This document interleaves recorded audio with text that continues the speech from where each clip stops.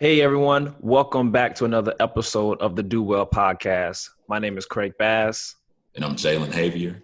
And we thank you so much for joining us. What's going on, Jalen?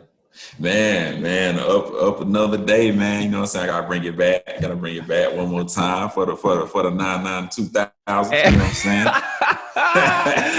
Oh my God, man! I love that shirt, man. Oh, appreciate you, man. Appreciate you. You too, man. You sharp. Hey, listen, man. We got some galas to go to later. Hey, so great. Hey, man. You know, gotta stay fresh. Stay fresh, sure. Man. But I seriously need to go shopping, man. This shirt is old. Mine too. It's a strong 6'7". Strong 6'7". Yo, I'm one of those people that if you give me a pair of shoes, you give me some clothes, I will wear it out. Oh my gosh. Yo, bruh. It has to have several holes in it before I separation issues, man. Yeah, me too. Man, you give me something, I hold on to it. I'm telling you, my wife always messes with me about because I'm not a shopper like that. I'm just really not. My mom, one time we went down to see my mom, and I had on my old belt. Belt is done, bro. Belt terrible. Like, just ripped up all of it. So my mom just casually gonna slide in there. So what you get? So when you get your belt, mama shade. Just like, what is that, bro? Bro, that's what you call mama shade. That's mama shade, bro. That's mama shade. My mom be doing the same thing, bro. Mom be doing the same thing to me. Just like, Mom, why you just, you ain't have to throw shade. You just have to just tell me. You just like, you know what, son? You should get a new belt. You get a new belt. So real. Oh my God. But man, we thank y'all for joining us once again. If you would like to just follow us, man, you can follow us on Instagram and YouTube, all at Do Well Podcast. Like, subscribe, comment, share. Man, any feedback, man, we will welcome it. We thank you for taking your time to spend with us, and we hope that you are being encouraged throughout it. So yeah, hit that share button. Yeah, man, hit that share button. All right, man. Well, hey, Jalen, do you remember as kids, you growing up and you used to say things like, man, I can't wait to become an adult. I can't wait. You know what I'm saying? Like, I'm tired of being a kid, following these rules. I can't wait to become an adult. And then, your parents or aunties or somebody at church or maybe even your teachers at school, they tell you, like, take your time. Don't try to become an adult too soon. They try to tell us. You are adamant. You're just like, nah, I can't wait to become an adult. They tried. I can't wait. And then when you get clotheslined by life, you get Stone Cold Steve Austin. Yeah. I just saw a huge clothesline coming across the screen with bills on it. Bruh. You get clotheslined by life, you just like, oh, okay. All right, let me sit down somewhere and take my time. Oh boy, I'm telling you, the first time I had to pay Georgia Power, and I kid you not, I can tell this because we good, bro. The first time I had to pay Georgia Power, I was late. You said the first time I had to pay. The first time. You get that late fee? That late fee was stupid. Thank God for grace. That late fee was stupid. Late fee, exactly. You spend too much. You swipe too hard on your bank account, and those $35 fees add up on your. $35. $35. Like, why it has to be $35? Why can't it be $35? $15 or something like that. But bro, I'm telling you, like, you take the money, I already don't got it. You gonna take 35? I ain't gonna take 35 or what I don't got. Yeah. Oh my God. It's real out here. It's real. And that's life, right? That's life. A lot of times you learn how to grow up when you get punched in the mouth by life. Yeah, when you get punched in the mouth. When you get straight pimp slap by life, just like, hey, you need to come correct. I'm telling you, life ain't playing that. Like, life ain't trying to hear that. Like, I need mine on the 1st and 15th. I don't care. He said, I don't care how your bank account is set up. All I know is your rent is due. I'm Your telling phone you. bill is due. Your Yeah, student bro. loan payment is due. It's real. But Telling you. that's one of the first universal lessons, regardless of culture or Mm-hmm. background, race, religion, time of life. Uh, this is cross generational, Yep. intergenerational. It doesn't matter which time of life. If we all grew up in the 1800s, it's the same Mm-hmm. thing. Same thing, man. The same You thing. have to grow You up. have to grow up. That phrase, what people say, man, you need to grow up, bro. Get that in that Man, you tone. need to grow up. Grow up. Yeah. I've definitely had a few of those come my way, Absolutely. and they were necessary. Yeah. And a lot of Yeah. times, the people who so graciously offer Mm-hmm. that piece of wisdom, Yeah. they saw something in us that wasn't in line with what it means to walk in a mature way.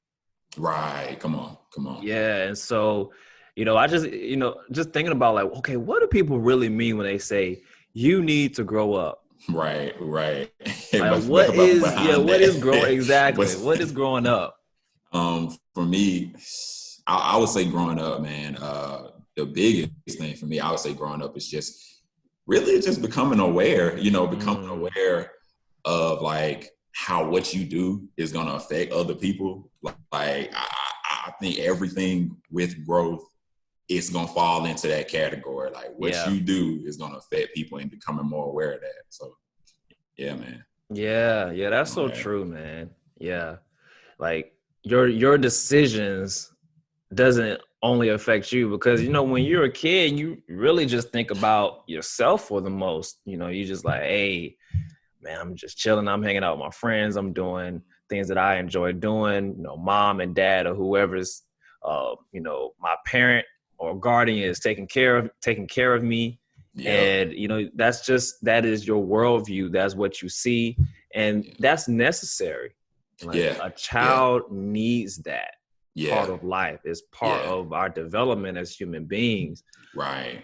But then there's a point in life where we do have to start learning to be more responsible, and know. And that's one of the key lessons of growing up is like, okay, you Mm-hmm. have to understand that what you do will affect others in a good way or in a bad way.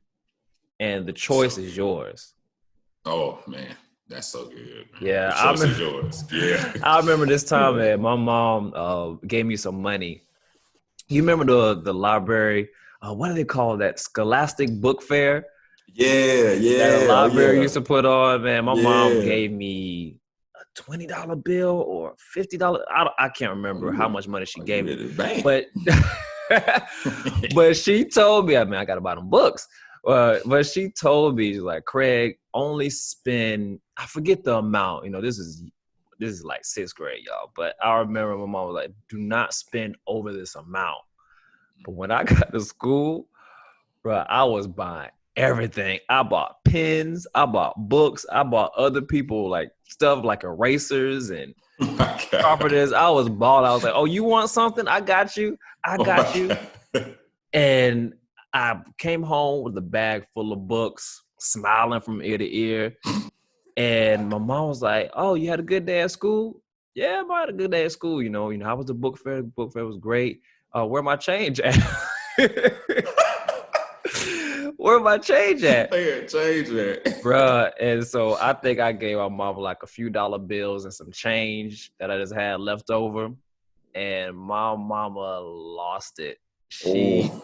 lost it. And that was a huge lesson and Yeah. learning point for me, because when I saw the hurt in my mom's eyes, Mm-hmm. I was like, oh, dang. Like my Yeah. mom needed that money for something. And Yeah. I knew that. My mom was a single mom at the time. We weren't balling at the least. And so, I knew those things, but it really didn't hit me until I saw the pain in my mom's eyes, Wow. with the actions, from my actions. Yeah. Yeah. That's so good, man.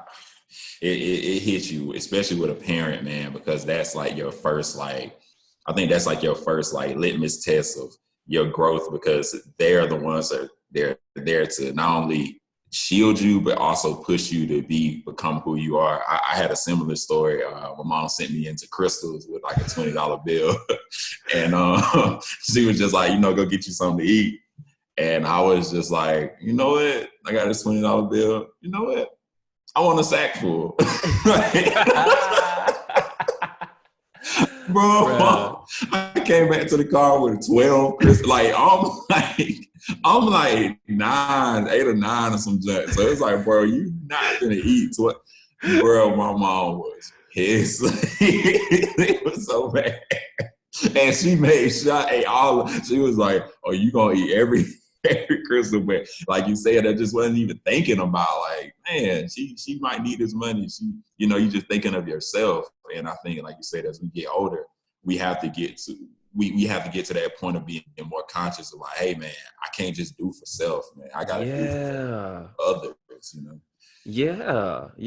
I have to learn how to do for others. And there's this verse in Philippians 2:3 that's perfect for this. And it says, do nothing out of selfish ambition or vain conceit.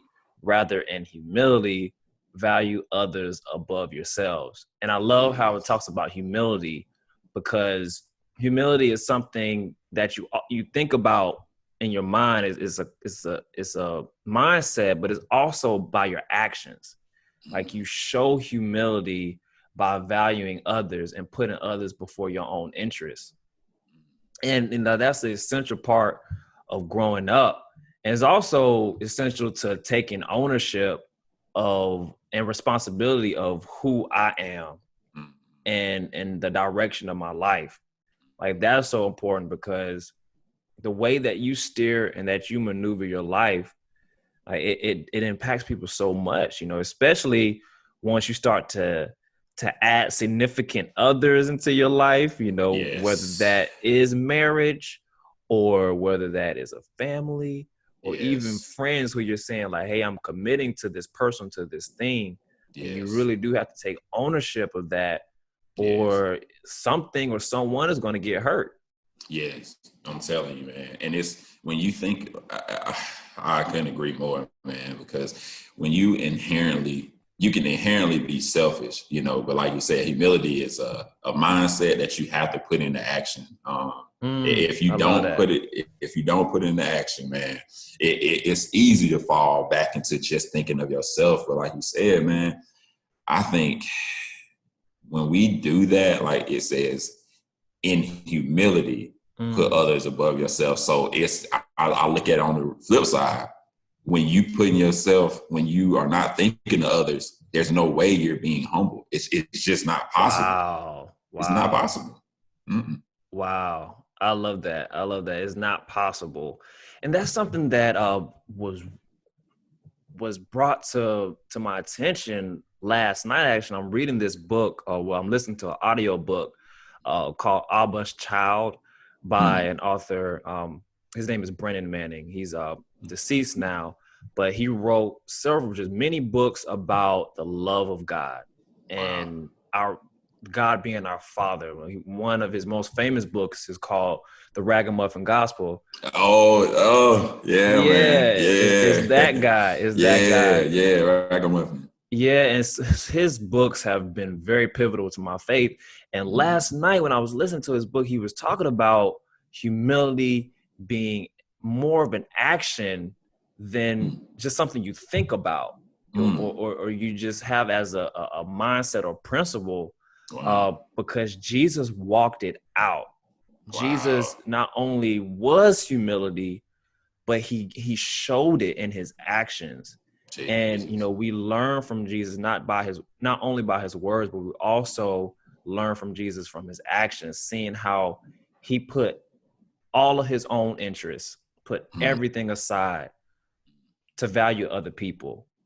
Wow. So that makes me think, like you said, Jesus put everything, all his own self-interests on the back burner so that he can make sure that he was walking in humility. So it makes me think that humility isn't just in, like you said, thought, action, but then it calls for sacrifice. So that just hit me. It calls for sacrifice then. So we have to get to a point where we're willing to sacrifice, you know what I mean, and do that if we really want to be able to walk in humility. Because like I look at Jesus, boy, what it costs for him to be humble. Yeah. Is I mean, it says he even got to the point of laying down his own life, you know, and you think about, man, he the King of Kings, you know, you come down here to earth, you know, it's like, bro, you are literally him. You are him, you know. Yeah. So for you to humble yourself, it just really just puts that, you know, burden on us to be like, bro, gotta walk in humility. Yeah. You have to. You have to. And we learn from Jesus's life that it does cost you something. It does. It does. Walking in humility and valuing others, it costs you something. Just think about that phrase when people say, if it was easy, everyone would do it. Yeah. But it's not easy. It's tough to lay down your life for other people. It is not easy because you have your own interests. You know, you have your own things that you want to get done, which are not bad either. Right. But what Jesus does is he lifts our eyes to the nature of God. And he's like, this is what God is like. And this is where God is calling you to. Wow. So, I mean, it is powerful, man. I mean, just bringing it to a practical note, let's think about, I forget how the scripture goes exactly, but there's a proverb that says a gentle answer will basically withhold like a harsh response. Yeah. And, you know, just even being in life, you're going to converse, you're going to have conversations, you're going to just mix and mingle with all different kinds of people. And last night, I was in the grocery store. Awesome. And I was getting some things for the house. You know, wifey and I was about to have date night. So I was like, let me run to this grocery store and grab a few things, you know, head back to the house. And going through the self-checkout, I needed help from the person, the cashier, the person who's responsible for those machines. And I was like, you know, very kindly, you know, I was like, hey, ma'am, could you come, you know, help me? You know, this machine is not letting me ring up certain items. And she was like, well, you need to swipe this first before I can help you. And I was like, on the inside, I was like, dang. Right. But, you know, that was me. That was my flesh. I was like, oh, that, you know, that's offensive. Right. But on the outside, I was like, I'm going to practice humility. And I just kindly responded to that lady. I was like, well, I just wanted to get your help so I can, so we can just get a jump on this and not take up too much of your time. Wow. That's. And she didn't have a smart remark. She didn't, you know, but I could have pressed into the same things. I could have tapped into what she was dishing out and gave her attitude and been rude back to her. But that's you know, that's like a practical way that all of us deal with when practicing humility and valuing others above yourself. Jesus. Bro, that's so good, bro. And kudos, man. That's so real, bro. Because it makes me think of Dr. King, where he says, you know, like darkness can't cast out darkness. Only light can do that. And it makes you just think about, like, man, humility calls for you to not go back and forth tit for tat with people, but to offer them love where love isn't present. You know what I mean? I think it just calls you to have to do that, you know, offer them love where it isn't present. So, and I think that's all, man. It really just pushes us, man. That's something that Jesus puts on that agenda, man, for us to walk in humility. And I think that's all part of, like you said, us getting to that point of growing up, you know, when we can say, hey, man, I'm growing up enough. I've grown up enough to know that it's not about me getting the upper hand on the other person. It's not about me getting this answer back at them for saying whatever they want to say to me, even if you feel, you know, on your side that you're maybe justified. It's not about that. It's about putting them before yourself, and you can put them before yourself in different ways besides just like, hey, man, I'm gonna clap back at them. Nah, you don't necessarily have to do that. You know, you got to think outside of them outside of yourself and think of them. So it's good, man. Yeah. That's so good. Yeah. Yeah. That's such a good point that you made there. Yeah. And, scripture is, now that we think about it, Right. scripture is full of encouragement and insight about maturation. Wow. That's good. Yeah. I'm just thinking about, you know, First Peter 2:2.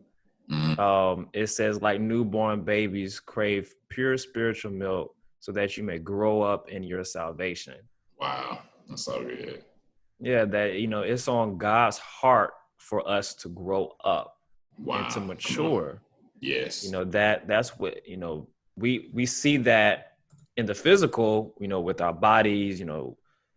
I studied human development or human growth development in college. That was a course. I think that's one of those courses that everyone has to take. And, we see that, in the natural and the physical, it's part of life. You need to grow up, you need to mature. And, what we see in scripture, God is like, this also happens spiritually. Wow. The Lord Wow. wants us to grow and develop on the inside. Wow. And mature in our spirits. Wow. So That's so that, real. we can do what he's called us to do and many other things, but that's such a key part of it as well.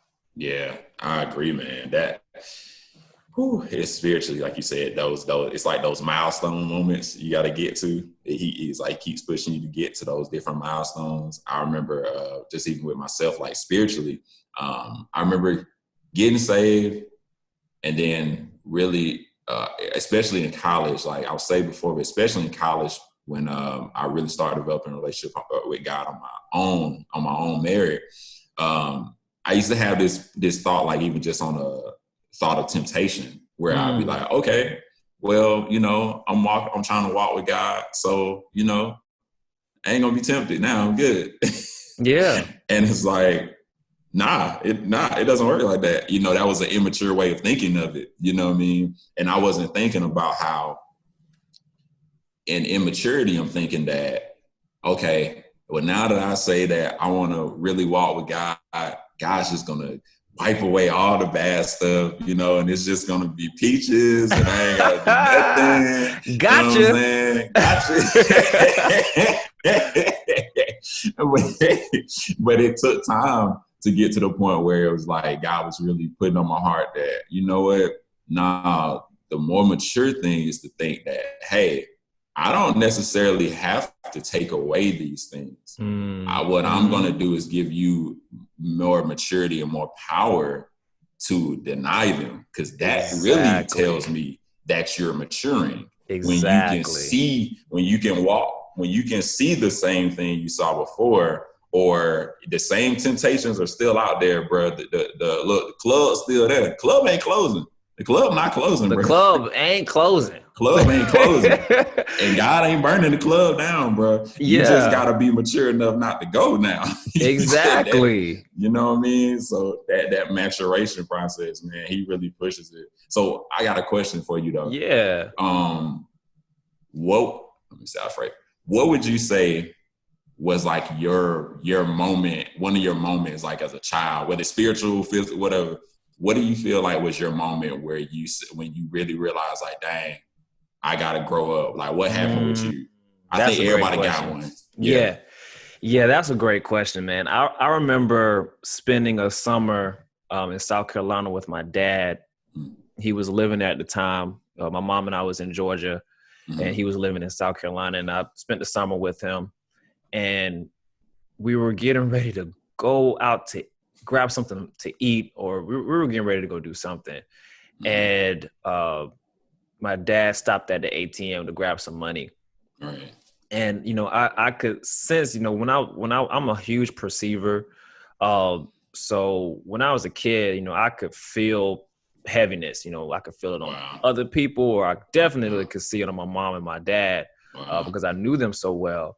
And I could sense, my dad was just, this heaviness come on him as he was getting money out the ATM. And, he got the money out, rolled the window back up, got his wallet back in his pocket, and he sighed, and then he looked at me. He said, "Craig, living from paycheck to paycheck is not the way to live. Jeez. And I remember that I had to be like 12 or 13, but I still remember that conversation.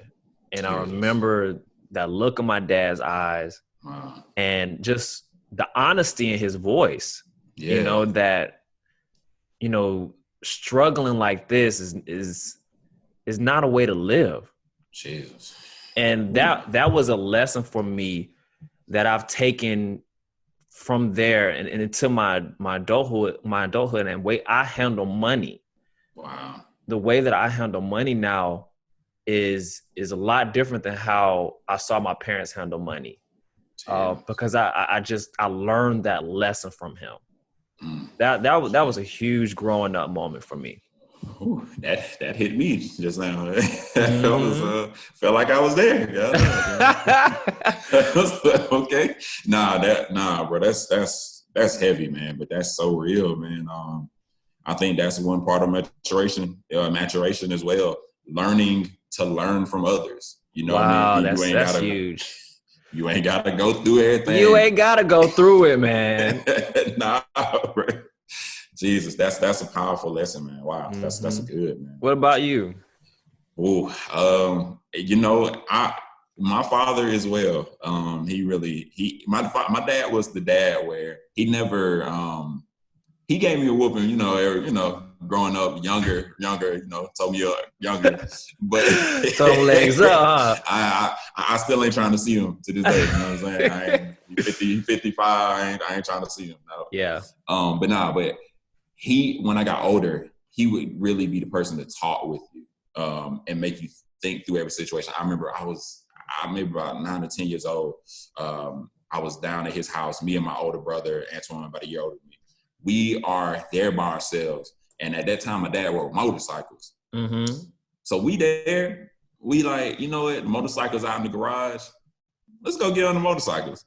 Not thinking at all. Sounds like a bad idea. It's terrible. So we go get on the motorcycles. It was his motorcycle and my his cousin's motorcycle.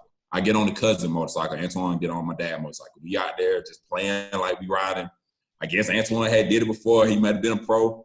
I wasn't. I lean a little too much. Motorcycle starts toppling over, bro. Ooh. I jump off. Thank God, I jump off in time to not get crushed under the motorcycle. But the side mirror on that joint smashed. Done. Like, wow. Broke. I am terrified. Terrified. Because I know, like, bro, my dad is going to lay into me. So my dad gets back to the house. Of course, the motorcycle broke. He comes in and instead of him like going off on me, he just starts asking me all these deep questions. He's like, well, so tell me what happens if the motorcycle does fall on you? Tell me what happened. What do I tell your mother?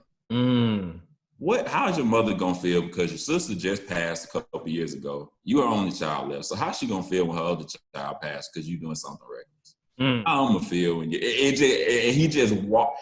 It was like a long just walk through of all the foolish things, all these reasons that were just like you not thinking at all. Like, I promise, I just wanted to whoop it. I ain't even. You was like, man, I just whoop me now. Just whoop me now. But it really hit my heart, you know, and it made me process and made me mature to think like, bruh, I'm just playing, not thinking that what I do, like we said before, is going to affect someone else. Every decision we make is going to affect somebody else. Whether you do it solo, dolo, you do it with somebody else, it's going to affect somebody else. And that's that maturation process to say, hey, I got to think outside of myself, man. I got to. Yeah, that's huge, man. It is. It's huge. And so I think it would be remiss of us to not talk about situations where people had to grow up too soon. Oh my gosh. And the loss of innocence. Yes, man. Yes. You know, because like we said earlier in this conversation, growing up well, backing it up before you hit the part where you need to grow up, but that space in life when you're a kid and you're free from the worries of responsibilities like paying bills and uh, you know, taking care of others and all those things. You just need to be a child. You need to roam and be free and explore and adventure. And that's part of childhood, but a lot of times people get cut off from that way too soon. Yes, way too soon, Way man. too soon. It's I think that it is important though, like we say, even though as a child you have to have moments that push you to grow up, I do think it's important to make sure that a child um, has the space to maintain just not just thinking of themselves, but to grow into themselves. Because Exactly. when you a child, you know, that's some of that reason where those early years you're finding identity, you're finding who you are, you're finding how do I fit in this space, how do I operate in space, how do I choose friends. You got to have that sense of yourself, and a child really needs that, even though they need to get pushed to grow up for sure. But if you do it too soon, you know, the detriment is that you could go into a situation of life or just your life as an adult without a sense of identity and only a sense of how to, you know, do stuff that will, you know, grow you, prosper you, but you don't know who you are. And I think that's important, man, to make sure kids have that space. Yeah. I just personally, there has been a season in life where God had to teach me to be a child again. Oh, Yeah, yes, because man. after my parents' divorce, we were all living in South Carolina, and then my mom and I moved to Macon, Georgia, and that's where that's my parents' hometown. That's where majority of my family is, so that's Yeah, home. yeah. And we moved back to Macon, Georgia, and I felt like I had to step up. Wow, come on. No, my mama didn't say it. My mama didn't say a word about that. She did a Right, hint on it. She didn't. right. That's not what she wanted to do. But I just felt my little 11-year-old self felt like I need to be this man Wow, come because my on, father is come on, not in the house. come on, come on. And Mm. that was a position that I took on myself, Mm-hmm. and I lost a lot of my childhood experience because my mind was 21 when I was only 11 years old. Yep, I was yep. thinking about things and talking about things that, yeah, it's good to have maturity and wisdom as a child, but when it happens too soon, a big chunk of a child's life can just be just wiped out and taken away. And so God had to teach me to be a child again. For example, Wow. to receive love, to Mm-hmm. trust, to allow God to do for me instead of feeling like I got to make everything happen for myself, Wow, that's good. or I need to make sure that I'm always this benign, benevolent, kind-hearted person to everybody. Like I need to be this kind of person to everybody to keep everyone safe. So, there was just a lot of Wow, different mindsets and heart postures that I took upon myself Jesus, because of that trauma of my Jesus, parents going through a divorce. Jesus. Whew, that's so good, man, Brad. That's whew, and I just empathize with you, man, because like you said, I know it's so many people who can really relate to that, knowing that when your family structure plays such a huge part in how you grow up, your path to adulthood, and just how you view things and how you view yourself, man. And I think it's, man, so critical, man, that we think about how what we're going to do is going to affect our next generation, not just our kids, but next generation, next man, because it's going to make an impact, and it's all going to help them, stunt them in how they grow to an extent, or accelerate it. But you have to find that balance. So I want to ask, as we get ready to close out, what are some ways that we can encourage, what are some ways that people can be encouraged in their process of growth, whether they are already an adult trying to grow in, their career, growing their life, growing spiritually, what are some ways that we can, that they can really take on that task? Yeah, that's a great question. I have a lot of conversations with my niece who's about to graduate high school this month. Hey. Yeah, man. About to graduate high school. And I always talk to her about how her actions today, what she decides to do in this moment, will have future consequences. Come on. And I know the word consequences can have a negative connotation, but it could be good or bad. Right. You can have, what you sow today can reap a harvest of whatever you choose. Right. Come on. And so that would be my encouragement, that if you recognize something in your life where like, man, I do need to grow up. For example, relationships. Right. You recognize that the way that you handle your relationships is unhealthy. Right. Come on. And you're honest about that. You're like, okay, like the way I talk to people, the way I treat them is jacked up. Yeah. Then think about, okay, where do I want to be? Who is the kind of person I want to be in the future? Right. And start making those small baby steps now, making those little deposits, now, so in the future you can reap those rewards. Wow. And that would be my hugest thing. Don't try to take on too much, but make little small deposits, whatever little that you can, and things will change, and you'll get better. Yes, I agree. I totally agree. And I would just say, man, find someone who will help you in your journey. I know we talked about accountability in the last episode, but that's just not for, staying away from stuff, but that's for being able to grow into the person you need to be.